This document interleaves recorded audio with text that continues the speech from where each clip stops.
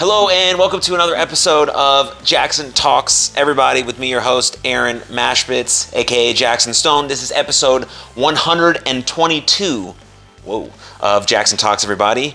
Katey, welcome to the show. Hi, thank you for having me. I'm excited. Are you excited? I am excited. Yeah, I am. I think this is going to be great. Have you done a podcast before?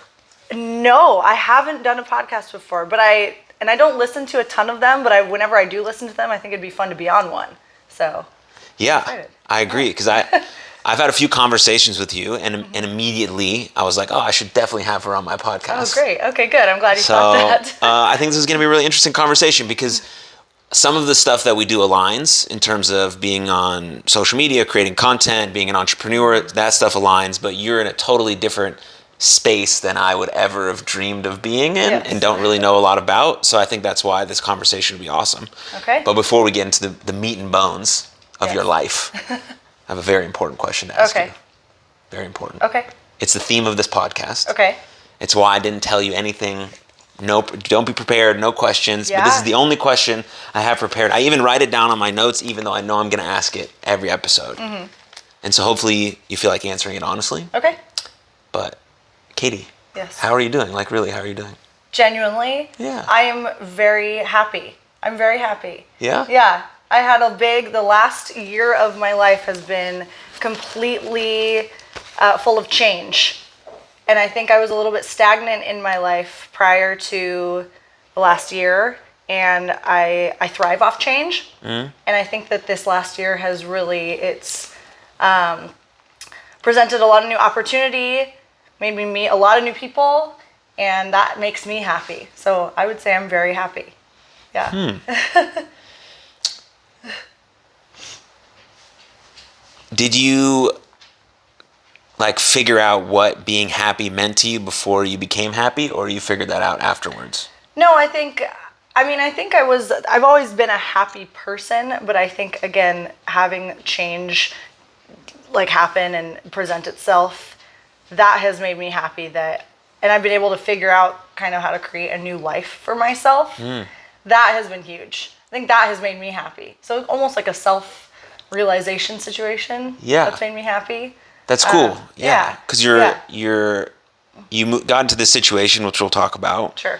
And then being able to succeed in that situation has made you happy. Yes, very much. In a sense, probably made you proud of yourself as well. Yeah, absolutely. And it definitely has made me proud. But I will say that also the process of becoming happy too is going through some tough times and making decisions and figuring out what the best decision is for you that's also going to make you happy. So it's a process and happen overnight. I'll say that.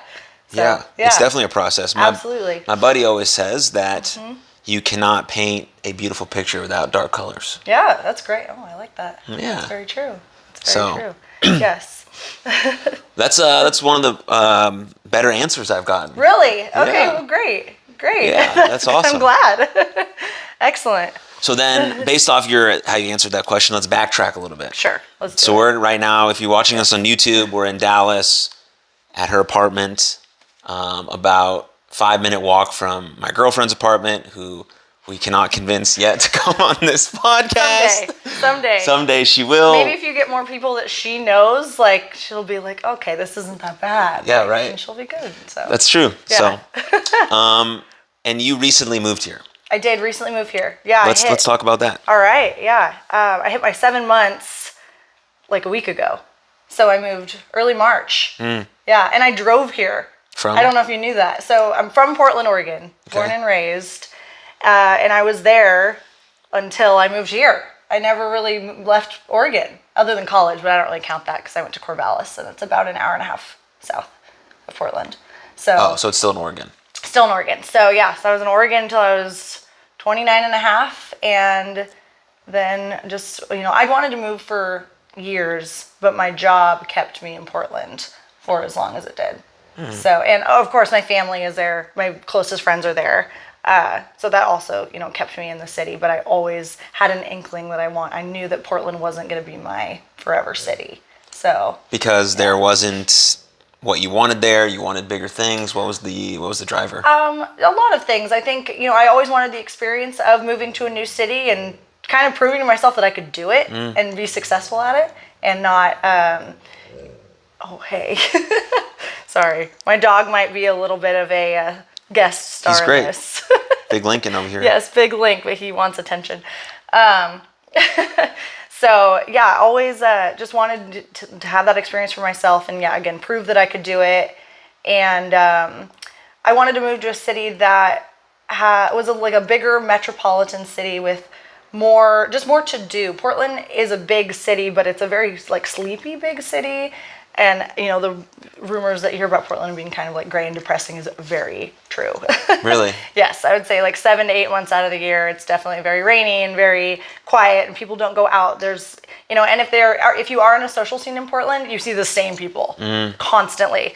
Because the social scene there, like people that like to go out and, you know, do things, or whether it's like go to events or art shows or clubs and stuff, you tend to see the same people, especially if you work at Nike.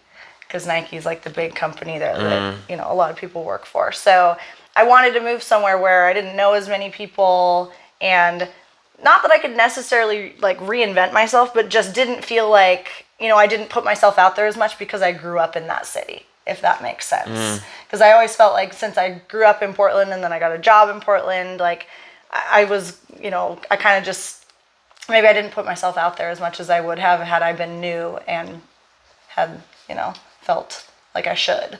So if that makes sense. Yeah. Yeah. So, yeah. Where'd you go to school? Oregon State.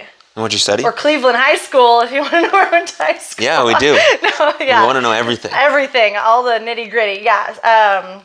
So yeah, Cleveland High School, great high school. And then Oregon State. So I actually, well, let's back up. I went to Linfield, a very small liberal arts college in McMinnville, Oregon. There was about 2,000 students there. So same size as my high school. So I went there first for a year because I ran track. I wanted to, yeah, I was big. This is like a fun fact that I always ask people or tell people because they wouldn't guess this about me, is that I was a total tomboy growing up. Really? Yeah, I was a 12-sport athlete. Meaning like I played a sport every season, not I played 12 sports. That'd be just like a little too impressive. I was like, 12 sports? 12 sports. I don't even know if I can think of 12 sports, but no, I played a sport every season. So I did volleyball, basketball, and then I ran track. And I knew I wanted to continue one of those three in college, and track was the sport I was best at. So went to a small liberal arts school my first year. Also because at the time I wasn't super confident, like I didn't have a deep desire to move right out of college. I still was kind of trying to find myself. And so went there, and then I think after a year there I realized I was destined for something a little bit bigger. And I was like, this just isn't for me. So transferred to Oregon State. Let's go Beavers. And then, do you know anything about the Oregon schools? Well, when I was in college, I played baseball. Okay. And my junior year, we made it to the NCAA tournament. Yeah. And we played against the University of Oregon on ESPN. Okay, so you played the Ducks. Yeah, we played the Ducks. Okay, gotcha. Okay. I was going to say, because Oregon State's actually really good at baseball. Yeah. Yeah, okay. They're normally, yeah. The Ducks were, that year were ranked like, they were hosting, so they were a top 10 team in the country. Okay. We were not ranked, but yeah, we ended up losing to them 3-2. But it was pretty cool. Pretty cool. It's a great, I mean, Oregon is beautiful. Yeah. Yeah, it's definitely like, I feel like the better known of the two schools. So I went to the other one, but that's okay. It was still great. And I found out right before transferring that they had an apparel design program there. And I'd always been into fashion, but never really truly considered it as a career opportunity until I found out about that program. And then I thought, oh, this seems like something I would be really passionate about. And it was one of the best decisions I ever made. Did you found out about it before you went to Oregon State, and that's why you went there, or you found out when you got there? I found out before. So I remember like my first year at Linfield, I think I was a business major, or it's mass communications. It was something that I wasn't super passionate about. I was just kind of like, oh, business, like that'll get me, that's a great degree. Sure. Lots of opportunities in business. But it just wasn't, where my heart was. And I think my dad helped me do some research on, okay, if you were to transfer, where would you go? I knew I wanted to stay in the state and be close to my family. And then we found out about the apparel design program, and you had to apply to get into it, and I applied to get into it, and I did. And so then it just kind of fell into place. What was the application process? Did you have to like do anything or? Not to get into the program, no. I mean, they only take a certain amount, but it was more just like had to have a good GPA. Oh, and, sure. But to get into the program, it wasn't, like you had to do a project or something. But then once you were in the program, it was projects galore. Yeah. It was great. Yeah. And that's how I learned how to sew. I didn't know how to sew before the program. It was pretty wild. So we have to backtrack to this tomboy era, though. Okay. Sounds good.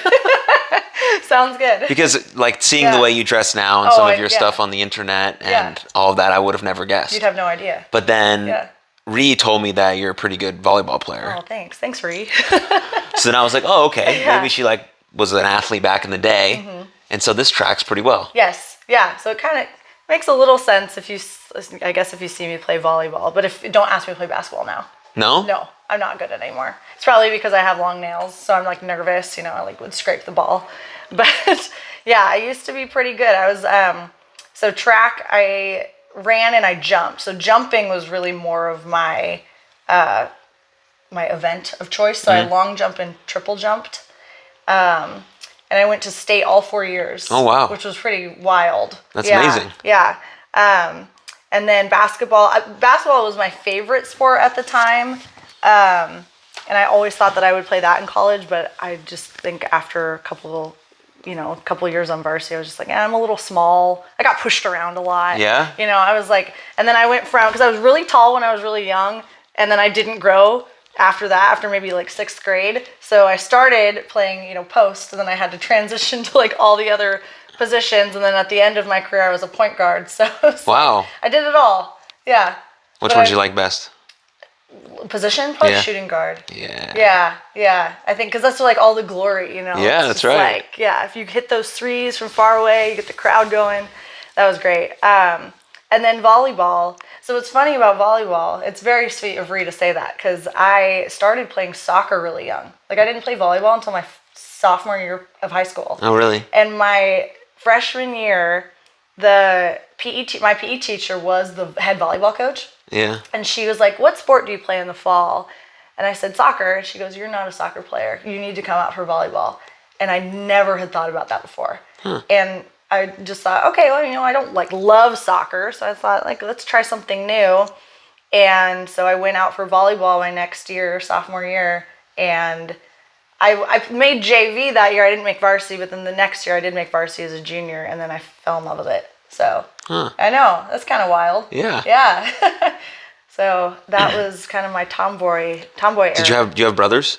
No, I'm an only child. You're an only child. I know. I always wanted a brother. I did. I always wanted a brother growing up to play sports with. So yeah. But so no. What do you think? What do you think was the reason why you got into a tomboy phase? Just because? You like sports and... I always liked sports. I think I was also just naturally athletic. I'm not going to sit here and say like, I had the dedication and like, I really put in the hours. Like I did, but like not like, there's some people that really put in that time and like to be the best of the best. I think a lot of it was just kind of natural ability. Right. And I started, sports young. I liked the camaraderie. That's how I made a lot of my friends growing up. So it kind of just became a part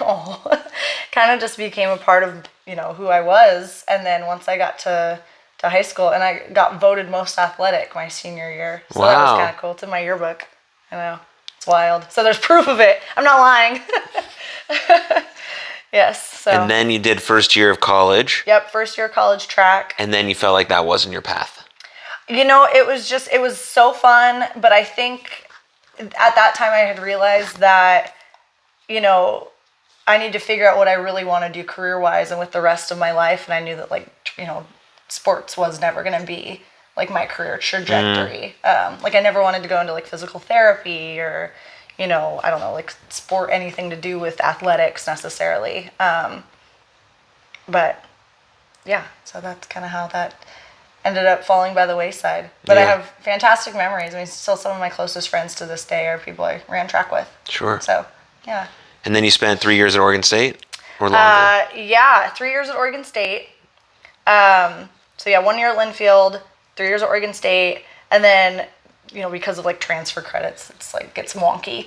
So I was supposed to do another 2 semesters, but then I ended up finishing online, and we can jump from combo to combo, I guess. Yeah. So then this was kind of like the start of my Nike career. So my senior year at Oregon State, we were asked to take an internship class that kind of like set you up for an internship. A class on an internship. Yeah. So, it helps like refine your resume, and you can create like an online portfolio. Like being in a creative major, having a portfolio is key. So, they were like, okay, for all the seniors, juniors and seniors, I think actually, we'll help you create a portfolio, refine your resume, and help you apply for internships. And, some like big corporations had relationships with Oregon State. So, they would take design students. And Nike was one of those, but it wasn't directly with Oregon State. It was with tons of schools around the country. And they had this thing called the Nike Merchandising Challenge. Nike Merchandising Challenge. Yes. Okay. Yeah. So what year are we in here? 2013. Okay, because I think what year did you graduate high school? I graduated 2010. Okay, we're the same age. Okay, perfect, easy. Did he bring you a sock? Yes. That might happen again. That's your sock. That is my sock. Yes. Well, he likes his socks and his little toy basket over there. 2013. So we're in 2013. We got the Nike Merchandise Challenge. Yes. So this is my fall of my senior year, and I wanted to go to Urban Outfitters. I wanted to go to the East Coast. Like I had my heart set on. Oh, really? Yeah. Like more at this point, then you were kind of ready to move across the country already. At this point, I had been thinking about it. Yeah. At this point, after a couple of years at a big school, I did a lot of growing. A couple of those years, I think I kind of like came into myself. That's when like fashion really started to take over in my life, and I felt a confidence grow in me, for sure. Because I think college was, how some kids peak in high school. Sure. Some kids that's their time, and they realize that's when they build their confidence, and that's when they realize that they're attractive and that kind of stuff. I didn't quite hit that until college, I felt personally. Yeah. And I would say, about junior, senior year is when I fully started to realize who is Katey, as a person, and what does she want out of life. So senior year is when I thought, okay, I would be confident and comfortable moving across the country and kind of starting new and starting a life. I had my sights on Urban Outfitters, which is in, I feel like they're in Boston, but I don't think that's right now that I'm saying that. But they're on the East Coast somewhere. I know they're in the malls around here. Right. That's all I know. Yes, they are. This is true. We do have them here. Yes.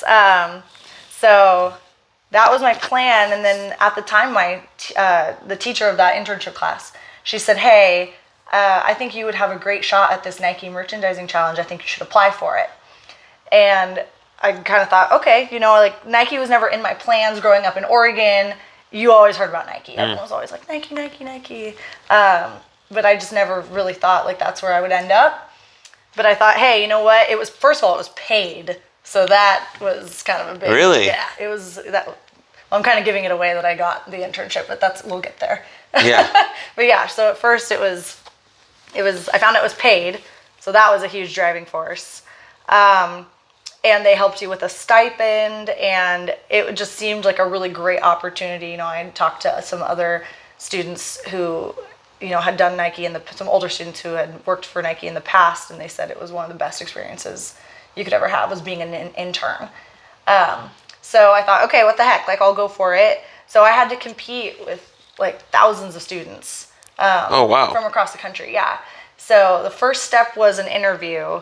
It was like a computer interview, and I forget what the second step was, but I made it past the first 2 steps, and then the final step was you have to create a project, and you were to pitch it to Nike recruiters.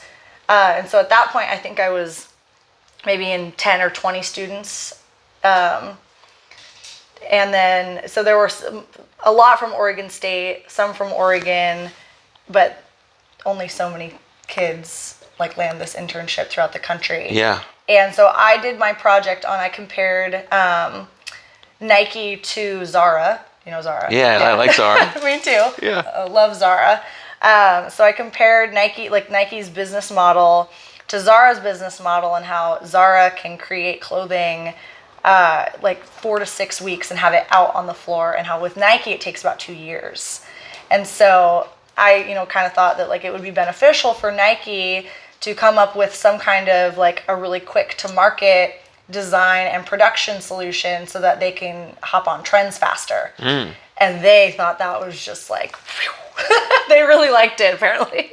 So That's a genius idea. Well, I mean, it just seemed smart at the time. Maybe it was because I was so obsessed with Zara and Urban Outfitters, because they can, it's not great for the environment, I'll say, but it's, they can crank out trends, and they can be right on top of trends really fast. Right. And I think that that's why they've been so successful. Zara especially. So that was kind of my pitch to them, and there was a much bigger presentation. Could probably find it if I really searched hard. It was on do you remember Prezi? Did you ever use Prezi in college? Oh no. It was the online version of PowerPoint, but yeah, it was about a 20-minute presentation, and then I found out about 2 or 3 weeks later that I was offered the position. So I was one I think of 2 students from Oregon State, and the only one in a design field. And then the next year I was going to start at Nike for my internship. So, we're okay. I don't think you're supposed to be in this. Here, come here. Hey, bud. Lay down? Can you lay down? I know. I knew that was going to happen. You can lay down, guy. It's all good. Can you lay down? Yeah. Nice. Beautiful. Excellent. Wow. Have you seen the movie The Internship with Vince Vaughn and Owen Wilson? I haven't, weirdly. Somebody else asked me that recently. You have to watch Okay, it. I'll put it on my list. I've got a list. They're doing this, they're trying for an internship at Google. Yeah. And they're at the time 45 years old. Okay. And everyone they're interning with or trying to be interns with is 18, 19, 20. Oh. And they're trying to figure out what's their competitive edge. Right. Yes. And these 2 guys are really good salesmen, and everyone else is really good at technology, and they kind of come together in this beautiful story. Okay. It's quite nice. I'll add it to my list. And they do they went to the exact same steps that you did. Oh, really? An interview process over the computer. Yep. This and this, and then the final one was the pitch your idea to Google. Okay. Or to Nike. Yeah. Yeah. Got it. Oh, cool. Sweet. So I'd probably connect well with that movie. I have a question though for you. Please. I've been thinking a lot about internships. Yeah. Because I've hired a couple people to do internships for me. Sure. But they weren't paid. Okay. And then I read some things on the internet about the differences in paid versus unpaid internships. What's the benefit? Should all of them be paid? If you can't pay your interns, you shouldn't have any. All of this stuff, right? Just some contradictory opinions. Yeah. And you can make a proper argument for both sides. Fine. Sure. Do you have a take on that? I mean, prior to finding out that Nike was paid, I always thought that internships weren't paid. So, and maybe the times have changed a little bit, because everyone wants to get paid now for their time. Right. But I think, almost 10 years ago, it was almost expected that your internship wasn't paid. Right. Because it's more for the experience and, what you're going to learn while you're there versus I'm going to this to make money. Yeah. So I think that unpaid ones are just fine still, in my opinion. I mean, a kid could have an internship and then also somehow figure out how to, make money another way. Yeah. You just have to, you have to have good time management and juggle that. And it's I think you probably want the kid who is willing to have that kind of time management and juggle his, everything that he or she has going on versus somebody who's I just want this internship because it's paid. Right. So. Yeah, I still think there's a lot of utility in doing things to learn them. I think so too. Absolutely. Right? Going through an interview process, having a conversation with a person who's an adult and in a position of power. Absolutely. And what you learn could be more valuable than money anyways. Right. And so now you have this sort of experience under your belt. They're probably going to give you some tips on your resume and how you could do better next time. Yeah. And all these things that are invaluable lessons that come, much more than getting a $18 an hour or whatever the case maybe is. Absolutely. So totally. But again, you can make an argument either way, but I with the guy I hired, he was a college student, and he was in graphic design because that's basically what I needed some work done with. Yeah. Before I met Ree, my angel. Yes. She's so good. And yeah, he was just like, I was like, "There's what you need to do a week." He was like, "Great." And then at the end, I was his letter of reference and gave him a certification for his internship. Yeah. And then he uses that to do whatever he wants with it. And what is he doing now? Do you know? I have him on LinkedIn. I think he got a full-time job. Oh, well, see, and that's great. Yeah. And that, in my opinion, is like then he got out of it what he needed to get out of it. Exactly. Hey, you are right in the middle of this, sir. Can you come down? No. Beautiful. I know. I'm sorry. I knew this was gonna. So then you had this internship at Nike. Yes. And then that obviously led to a job. Yes, which again, was not expecting that to happen either. So went through the internship, and I will say, like, my internship experience was fantastic, but the job that I was doing was not one I wanted to be doing long term. The internship job. The internship job, correct. It was definitely a lot of almost like analytical number crunching for...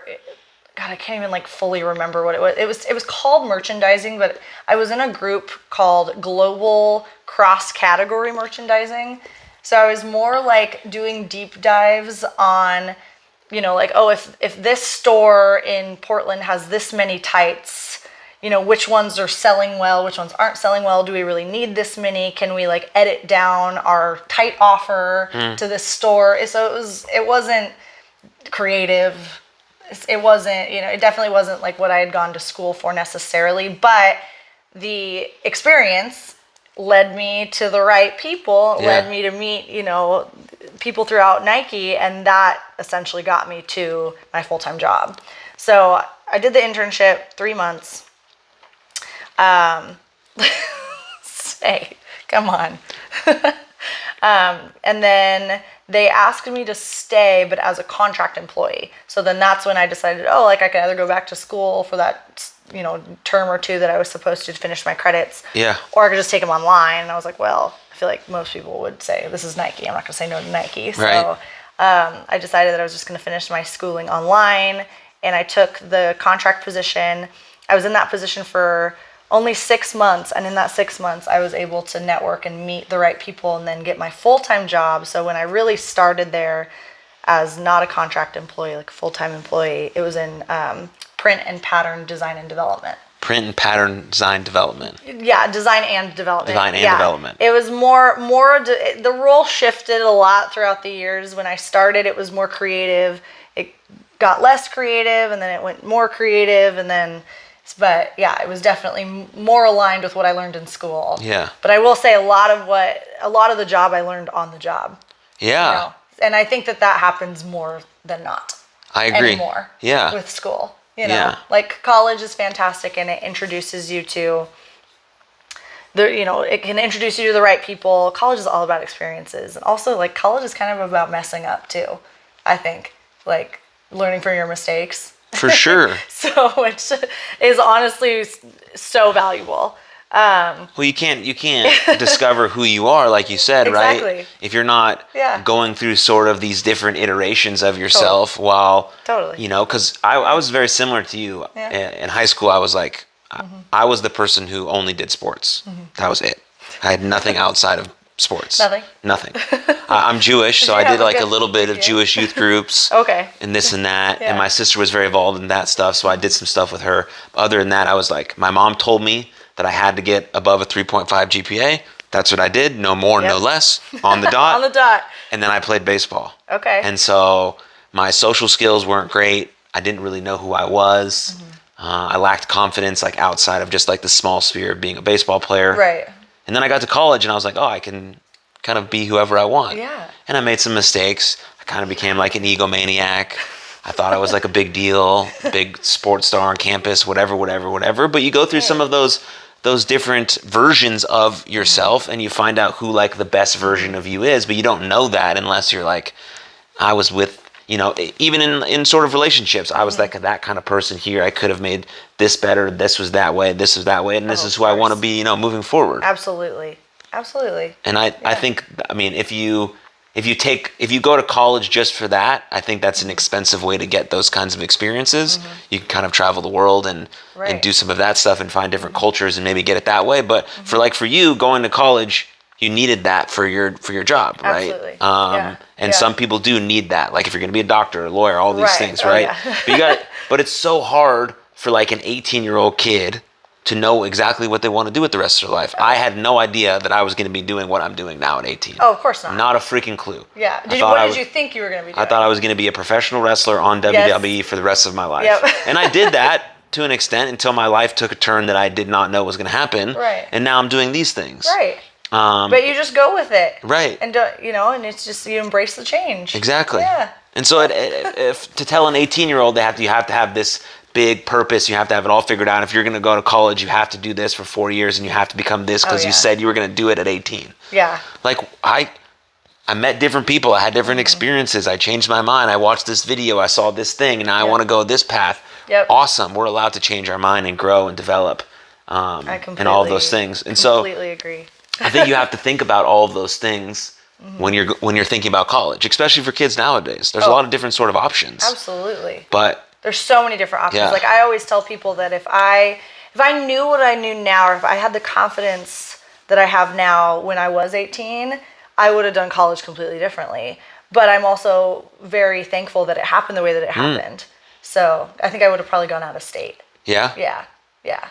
I'm- Had I known what I know now. And also, with FAFSA and all this, like grants and loans and stuff. Like I think when you're that young, you're thinking, oh my God, I have to pay back that much money when I'm done with this. Right. But now that seems like a drop in the bucket. It's like, well, not like that, but you know what I mean? Like it just doesn't seem, I gladly would have paid out of state tuition or something or asked for more loans. Yeah. Had I known what I knew now. You know what I mean? Yeah. But you know it now and that's good. Exactly. So, Because you got a lot of life to live. You're just hitting your peak. No ragrets. What do they say? Raggarts? Oh, yeah. It's from that movie where you spelled it wrong. Exactly. How long do you spend at Nike? You don't know? Hey, no, none of that. You don't know? How long you spent there? Yeah. Do you know? No. It's guess. Well, Till like 7 months ago. I was gonna say, well, that's true. Taking into consideration when I started and then I was there for that long. So I was there for 7 years. 7 years. 7 years, which is wild. It honestly feels like a lifetime ago, even though I just left a year ago. Yeah. But it feels almost like a different person. What was the biggest lesson you learned from Nike? Oh man. I mean, this is something that people say there all the time, and the more that I feel like that I've said it to myself and said it to other people, the more I kind of believe it. But everyone there always says, fake it till you make it. Huh. That's just, there's a lot of Nike like isms and like Nike like slogans and sayings and stuff. Like, oh my God, don't let me get into it because it'll make me laugh. But that was a big one, was fake it till you make it. And I guess when I was young, I was always like, well, why would I I don't want to pretend like I'm somebody I'm not, or like I don't want to be in a room with really intelligent VPs and say something that I shouldn't say. So I think I was very kind of like more observant my first couple of years. And then again, once I got more comfortable and found my confidence and found my voice, those meetings that I would never say anything in, then I became I could lead these meetings. It was learning process. But I would say fake it till you make it is huge. It's kind of like if you have the confidence in yourself and you believe that you should be at the table with the big dogs. Yeah. Then you kind of will make other people think that you deserve to be there too. And I think that you could kind of take that into a lot of different aspects of life. So, yeah.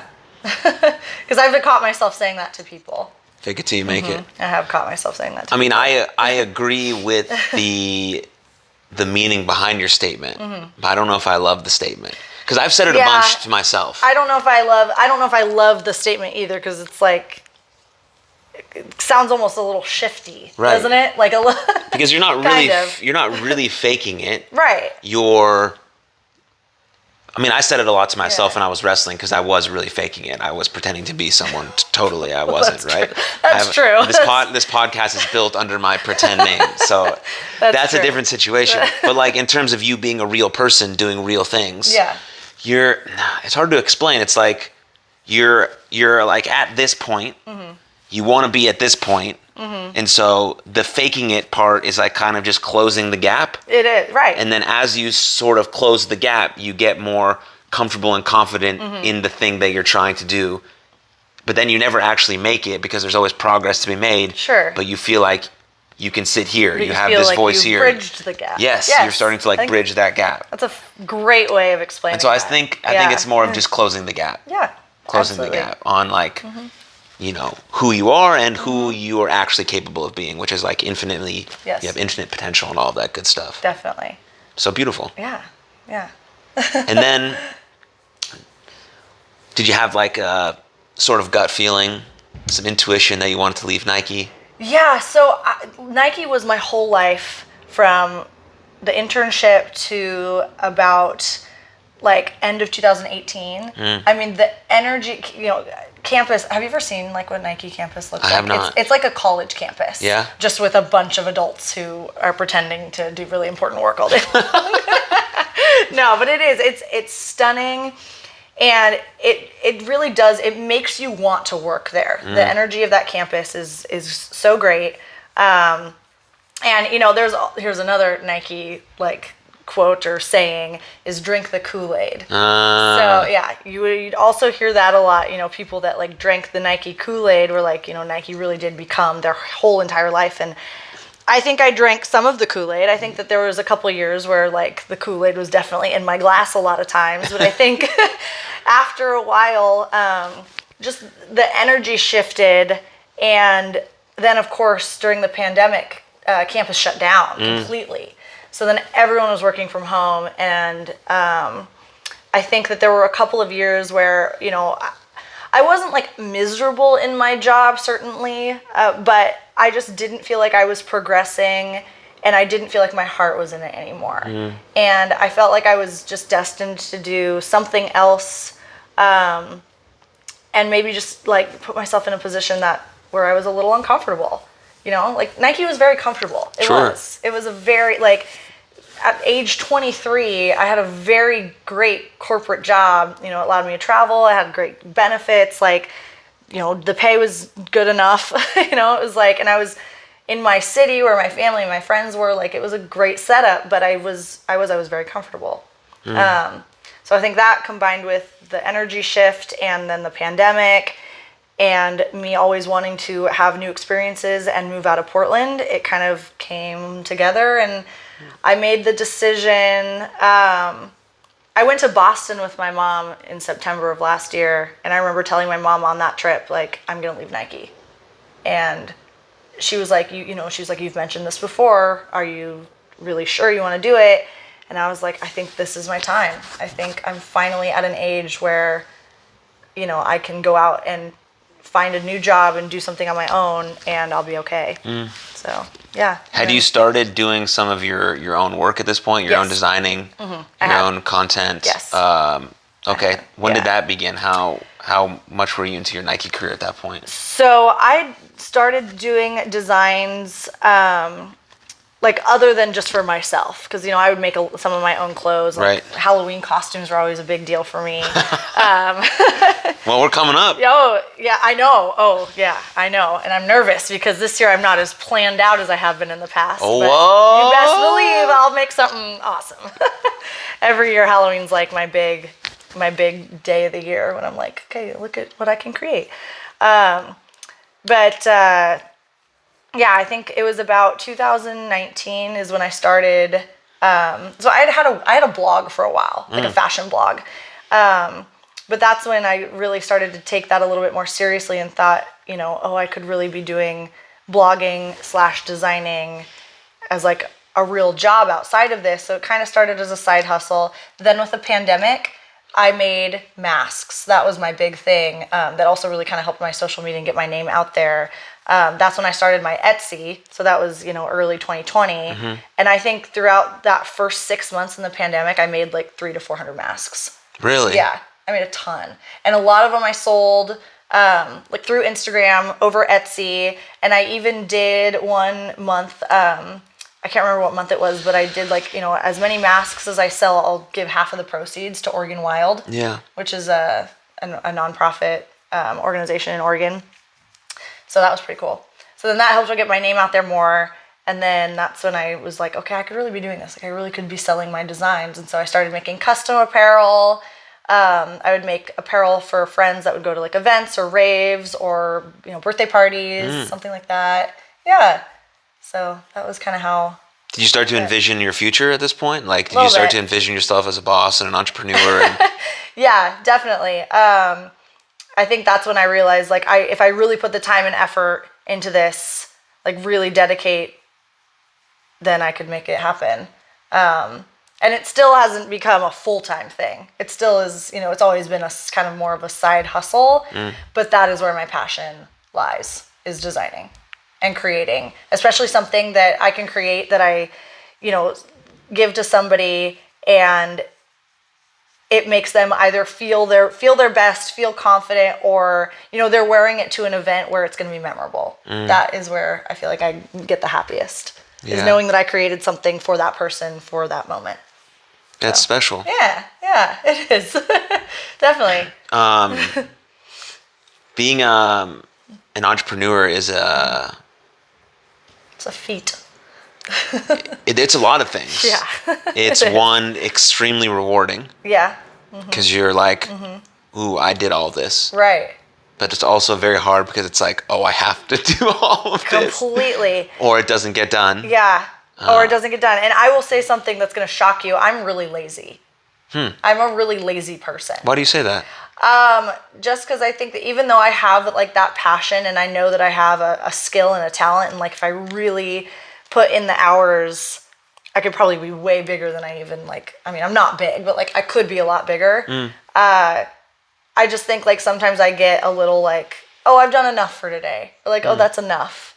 Unless I'm like really, really deep into a project and feel like I almost like have to prove it to somebody. I know that's kind of like a weird, I said that to my parents once and they were like, what are you talking about? You're not lazy. But maybe that's like how I see myself because I feel like I could always be doing more. If that makes sense. Yeah, it's really the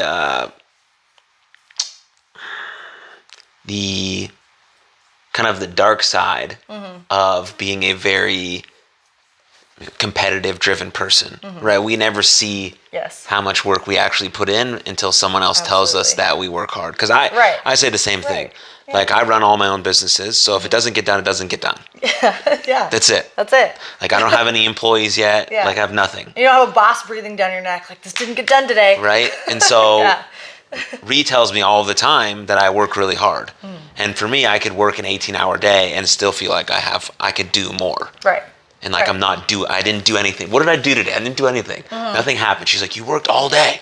Just be done. I'm like, because that's the kind of the plight of an entrepreneur. Like it's quite lonely work. It can because be. no one really understands the intricacies, the in and outs, all the work you do that's not getting paid, right? And all of this stuff. And so our view of ourselves can be a little bit tainted because we're in the trenches in it all of the time. That's very true.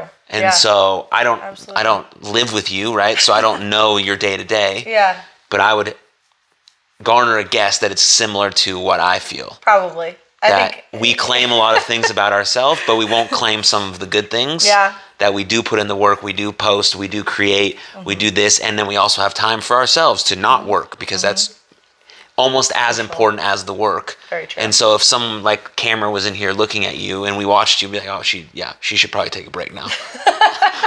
But then you would claim it as but laziness. I would probably claim it as like, oh, I didn't do like, oh, I had all these things that I wanted to do, or all these things like, oh, I didn't make a TikTok, or like, oh, I didn't record this, I didn't make this, I didn't like post this on anyway. Yeah. Right. Yeah, that's true. And so it's very interesting. So maybe my word lazy isn't the right.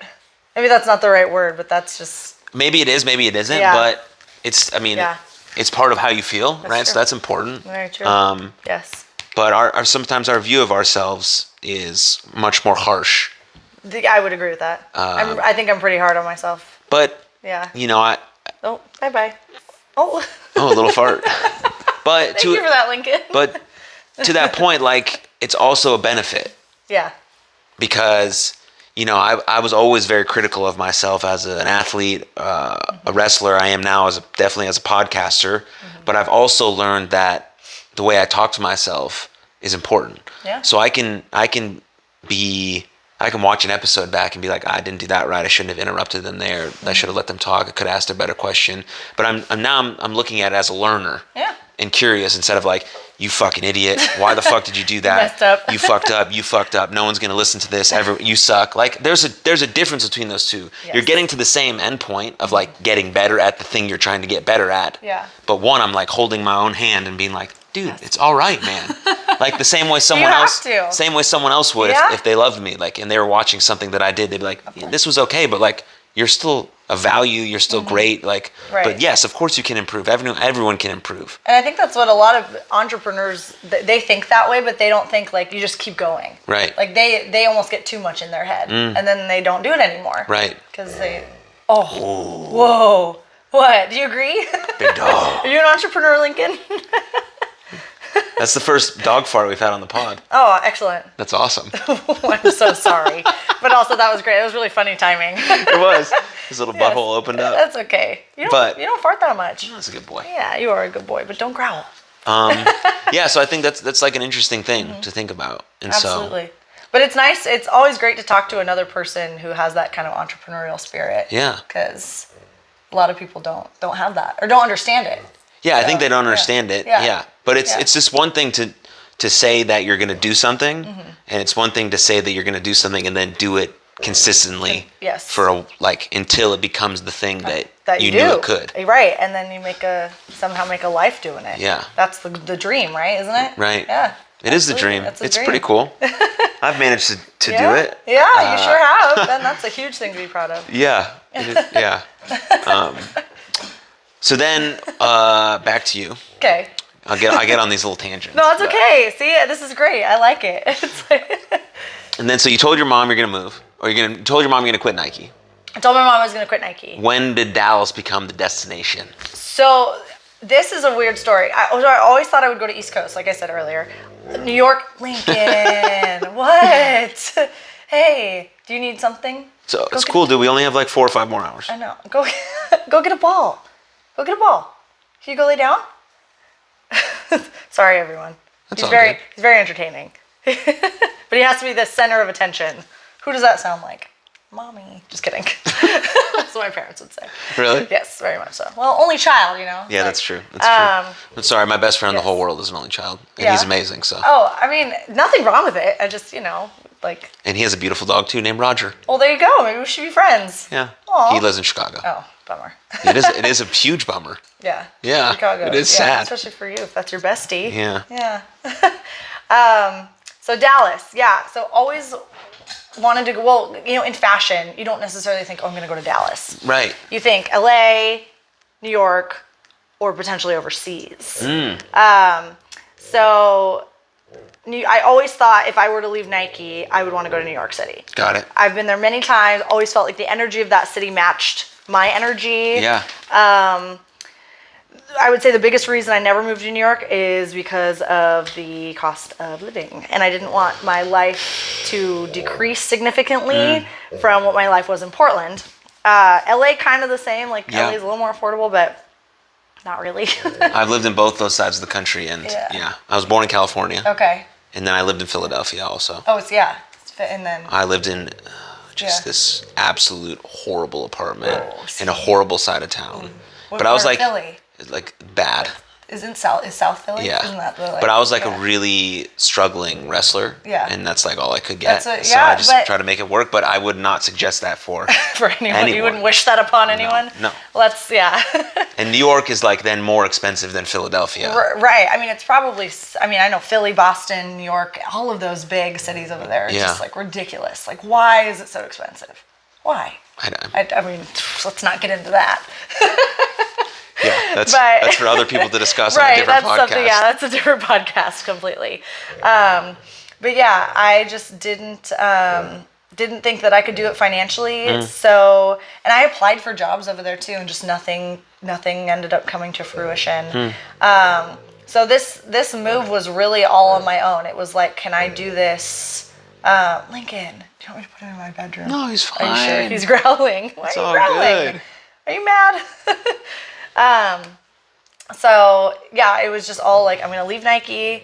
I didn't have a job moving here, and the reason I picked Dallas is kind of really random. I visited here last May, so May of 2021, with friends, just random, like we just come picked. for a trip. None of us had been here before.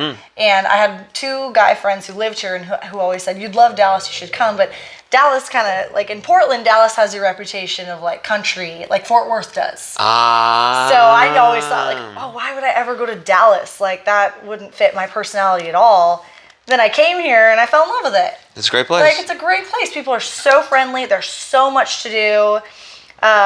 There's, whether you're in arts, sports, the going out scene, the food is pretty good. Food is excellent. It's not as good as Portland. Really? I will say that. It's not as good as Portland. Portland is a very foodie city, but I'll take your word for it. It's pretty good. But it's it just, the energy was like, I was like, wow, this might be the next place that I move to. And there is a lot of opportunity in fashion. Yeah. People will pay for fashion here. That's the other thing. The people in Portland don't take care of themselves quite the same way that people do here in most other cities in the country.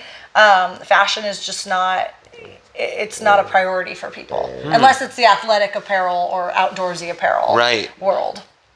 And that's not exactly where my passion always lies, whereas the fashion. So, so that's how I decided on Dallas. Was visiting here once, basically. And also the cost of living wasn't... Cost of living is great here. It's great, yeah. So it's, my life here is very comparable to Portland. So, that's how I picked Dallas. So you moved here just kind of betting on yourself. Honestly, it was... Oh, yes, that's what he has, a ball under there. Should I grab it? Yeah, we can get it. Oh my God, I'm sorry. Where is it? Is it under there? What's under there, buddy? Oh, there it is. Here you go, bud. Do you see it? Oh my goodness. You have to have the one ball that's underneath the... Here's another one. Lincoln. Here. You want this? No, you want the one that's underneath there. Yeah, we got it. Here you go, dude. Oh, it's the football. All right. We're back in. We're back. Sorry for the slight. Stay with us. Yes. Here we go. Wait, what was the question though? Oh yeah, so you moved here. Oh, just betting on yourself. Honestly, I was just kind of like, you know what? I'm just gonna figure it out. So I had a pretty decent PTO payout from Nike. I wasn't like. I think if anyone, a lot of my friends had been in my position, they wouldn't have done it financially. They would have been like, I'm not going to spend my savings moving across the country and not having a job. Yeah. Because that's freaking scary. Yep. But I don't know if it was just because I was so excited to start anew, or because I just felt in my heart of hearts that I would figure it out and I would be okay. But I really wasn't that nervous. No? I think it just felt like this was the right thing for me to do for myself. Interesting. Like had I done it at 25, probably would have been scared shitless. That probably would have been like a no-no. Like I probably would have completely tanked my savings and maybe not found, the right avenue. I don't know. I think I would have made a lot of mistakes. Yeah. But I think doing it a little bit later in life, like, was the better move. And I had like the perspective and the confidence to be like, no, like bet on yourself. So found this apartment online. I didn't even see it. It's not bad. No, it's very nice. It's not bad. Yeah, it's not bad. But found the apartment online. I knew maybe like 4 or 5 people coming out here, and nobody super well. Just knew them. Like an old roommate lived here, a guy that worked at Nike, and I interned with at Nike that we stayed in touch. He lived here. But I was just excited to start anew and like meet new people and make friends. I will tell you, like I have a great friend group at home in Portland, like friends that I'll be friends with for the rest of my life. Yeah. But in 5 years in Portland, I don't think I met as many people that I have in the last 7 months here. Yeah. Just because of how friendly and welcoming this city is. It's pretty cool. It's great. Yeah. Yeah. Yeah. Yeah. So that goes to show you something. Yeah, definitely. Also, maybe it doesn't show you how great like Portland is in regards to new people moving there. But whatever. So 7 months in, what's life like these days? So it's definitely, I will say, I feel like I'm almost living my life backwards. Like I should have been living this life kind of right out of school where I was new city, new experiences. Like I don't have a corporate job anymore. You know, I don't have like all the benefits of working for a big, you know, Fortune 500 company. But I wouldn't change it for the world. Life is really, really good. Like I've met tons of friends. Yeah. Tons of people. I would say Hadley, who's been on the pod. Oh yeah. She was a big help in that. So thank you, Hadley, if you ever watch this. She definitely will. Yeah. I met her and Jordan. This was so weird. So, he's been on the pod too? That's true. He has been on the pod. So I met Hadley when I was down here looking. So I came down here with my mom in January just to look at the city. I wanted to show her where I was going to be living, kind of give her a lay of the land. She loved it, which made my heart happy because I'm very close with my mom. And I met Hadley at Katey Ice House just by chance. She was with some of the guys that you probably know, like Cam, Bryce, and Austin. And they, Hadley was like, oh my gosh, you're moving here. Like, you should be friends with us. And I got her number. We kind of stayed in touch. The very first night I moved into this apartment, I was on a walk with Lincoln and I ran into her. Not by chance, just by chance. Wow. This wasn't planned. I ran into her. She was with Jordan and Allie. And she was like, this is fate. We're meant to be friends. Like, you need to come hang out with us this week. And so that's kind of how I got like bridged into that friend group. And then I've also just met a lot of other people. Fantastic. Yeah. So this is also what's crazy. So that same weekend that I met her, I also met a guy here. And that guy and I totally hit it off. And so then like right when I moved here, I was kind of already dating somebody. So yeah. So that was a weird, like, and that was certainly not planned. Like I didn't choose to move to Dallas for anybody. I didn't know him prior to choosing to move here. It just kind of happened that way. Wow. Yeah. A lot of magical moments. Honestly, it was just like, it felt like everything was just like kind of falling into place. I mean, I'm no longer with that guy, but like it was a great experience, and he was great to Lincoln and I, and he was a huge help that first couple months. Yeah. I will say. Because he also introduced me to a lot of people, and like he would take me out. He introduced me to restaurants and, you know, like places to go and things to do. So yeah.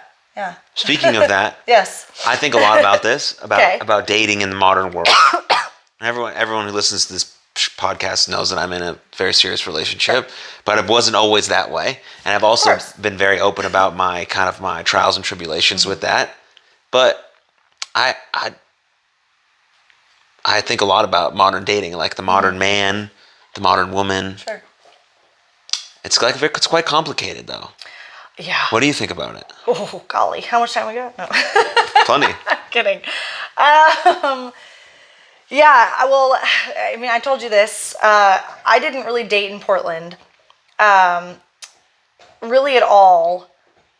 So prior to coming here, like this is kind of a new experience. I wanted to move because I wanted to date. I hate online dating.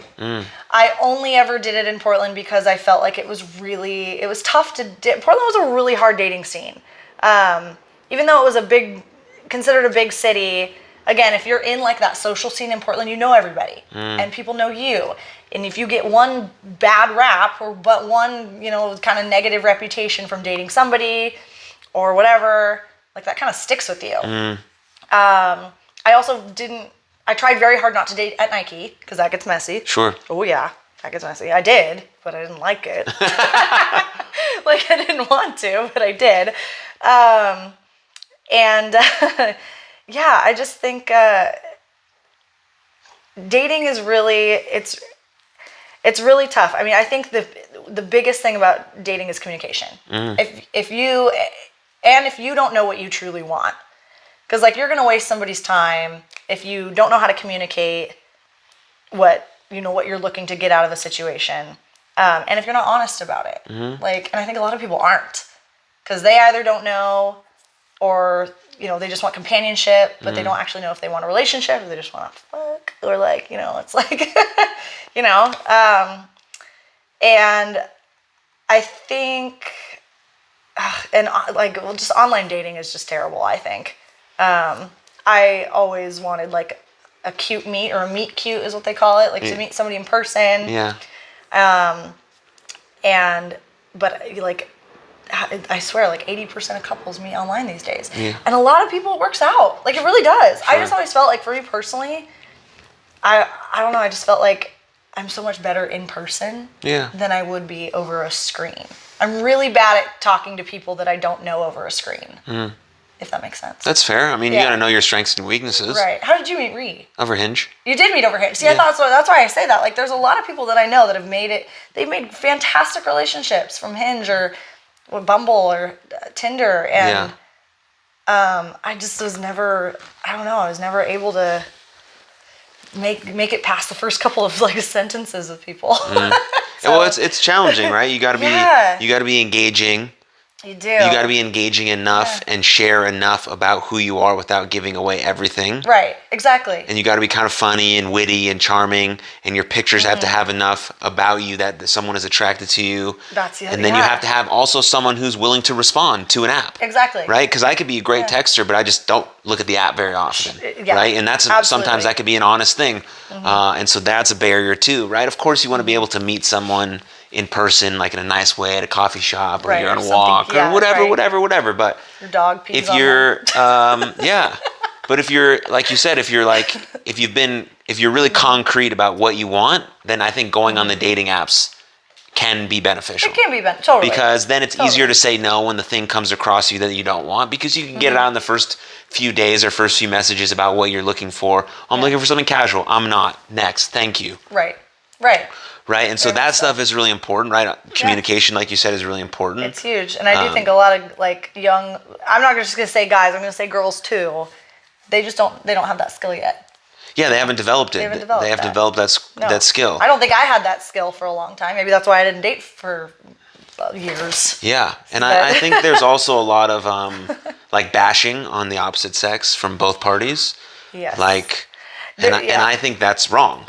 Because the ideal for a relationship is, right, two people coming together and committing to each other for a long term. Absolutely. Right? So you're basically saying, I'm willing to give you effort the rest of my life. Exactly. And so if I'm a male, I'm encouraging every female that I know to be the best version they can be, to elevate themselves to the best standard they can be, to be as best they can, so that when I get into a relationship with them, it's fucking great. Yeah. And they're aiming to be awesome. And then I expect women to do the same for men. But that kind of gets, men kind of get beat up for that a little bit. Like, they're shit, they do this shit, they did this shit. I was this. You know, yes, of course, everyone's been in bad relationships and things have gone bad. And you've been with people who've done probably horrible things to you, but you still want to be encouraging the gender that you're trying to get with so they can be the best. So you're elevating each other. So we're encouraging each other to be the best. So when we do meet at these like very pivotal moments, because relationships are a lot about timing. If I met Reed 2 years ago, I would have just tried to have sex with her, and then I would have never talked to her again. Oh yeah, it's all. And that's timing is everything. That's no cultivation of any real relationship. But I met her at the moment where I was actually a man. And you were ready for her. And I was a man, not a boy. Right. And I said, this is what I want for the rest of my life. Absolutely. And so that's important. So if we're gonna strive to have these really beautiful long-term relationships that are built on values and communication and effort, then we should be encouraging each other to elevate each other. Absolutely. Instead of bashing each other. And I think that's really important. I think that's very wise of you to say. I've been thinking about it a lot. Have you? Yeah, I feel like that's you don't hear a lot of men speak about relationships in that way. So that's nice. It's refreshing. Well, it's because Yeah. And again, I think you're also in a place like you're ready. Yeah. You're ready, you know. And like you said, if you'd met Ree like a couple of years ago and you weren't in the right headspace, or maybe you just got a new job and that was taking over like all of your time and energy, and you couldn't give what you really needed to the relationship, probably might not have turned out to what it is now. Right. But it's all about timing. 100%. I mean, honestly, like, that's probably one of the reasons that it didn't work out with the guy that I ended up like meeting when I first moved here, is because of timing. Like, it's all timing. Yeah. Probably why it didn't work out with other guys in the past. So whether it's completely. But yeah. Okay, I have one last thing to ask you. Okay. On your website, Yes.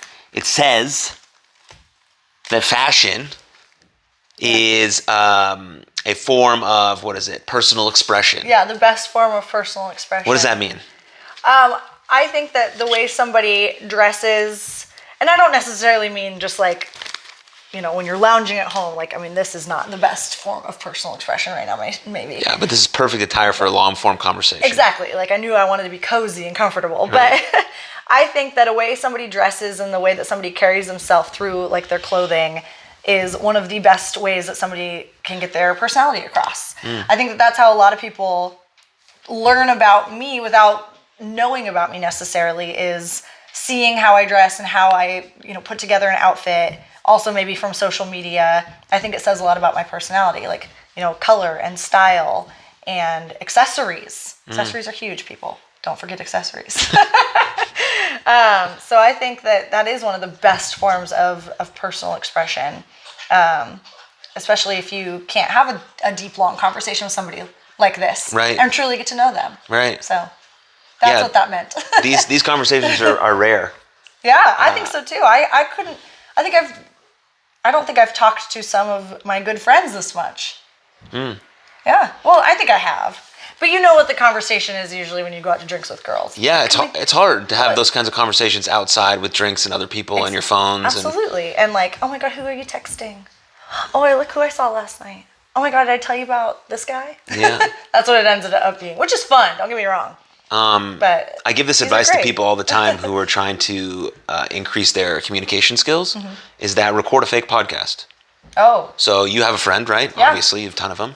Invite her over once a week, 30 minutes, put your phones away, and record a 30-minute conversation. That's a good about idea. anything. Yeah. Anything. Doesn't have to be on anything specific, but your phones are away. You block off 30 minutes, but you record it. Okay. Because there's like a little bit of seriousness to it when you record it, and then you can actually listen to it back and be like, oh, I should be more sophisticated with my language there. I could have used a different whatever, but you're just creating a fake podcast, but you're learning how to communicate better. But what you're really doing is you're spending 30 minutes with your friend uninterrupted. Right. Which we only get when we think we're doing something. Right. Like, I need you to or do like this. in a long car ride or something. Or right. And that's probably why phone calls are so like kind of uncomfortable. You get uncomfortable on the phone? No. Oh, you don't? Mm-mm. I do weirdly. I don't know why. Like, my friends all the time are like, oh, let's FaceTime for some reason. I feel like because it's like I have to be focused in that. Oh, we're coming back. All right. Because I have to be focused in that. Can you lay down, please? Thank you. Come on, lay down. Good boy. And, I'm not doing anything else. Like, I don't have the distraction of a phone or another person. You just need constant okays.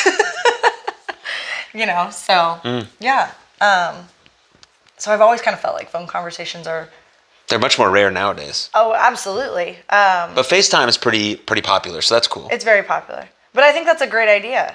I might take you up on that. You should. I might do that with the new guy I'm dating. You should. I think he would like that. You think he'd like that? We talk a lot, though. Do you? I do talk a lot with him. That's awesome. He's great. Awesome. He's really good at I think I exhaust him sometimes, maybe, with how much I like to talk. But he's a great talker. I like him. Yeah, he's a good guy. Final question. Okay. Very important one. Okay. If you were to create a billboard. Oh. And this billboard would be seen by millions of people every single day. Yeah. What would you put on that billboard? Phrase, saying, word, picture? Oh my goodness. That's a tough question. The first thing that comes to mind is it would be colorful and it would be very eye-catching. Okay. Because I think that color is very important.